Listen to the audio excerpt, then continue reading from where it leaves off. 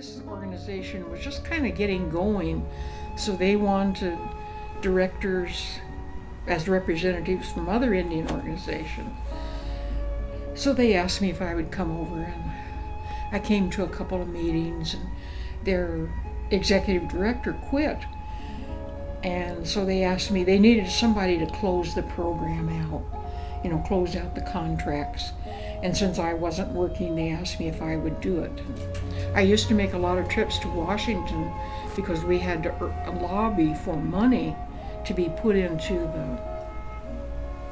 I've forgotten what bill it was, but some kind of a bill to fund the urban Indian health programs. And that had to be done every year for a long time. Deacon Sini got it fixed for us, so it was permanently in the legislation. We only had PIMC, and our little program offered community health nursing, which was something the urban community didn't have, and they didn't have any kind of outreach. So in the beginning, we offered advocacy. We had somebody that would help people sign up for access and food stamps and all kinds of things. The needs were just great. The people were pouring in from all over, primarily Navajo, but all over the country. We had Indian people coming into Phoenix. It was a booming town then. And we used to have people that sometimes came in and didn't really speak much English. And so we would have to have somebody on staff to kind of translate and help them kind of get oriented into the urban setting. It was a great success. People came in droves to the Indian WIC program.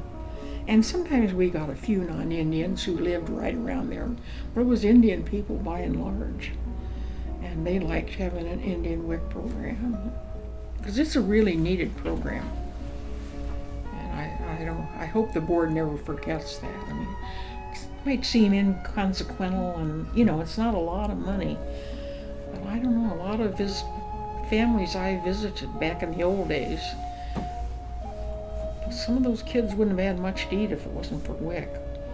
And, I really don't have much else. I'm just very proud of the organization. And if you had told me however many years ago it was, that someday it would be in a big building like this with 150 employees, I would have thought it impossible.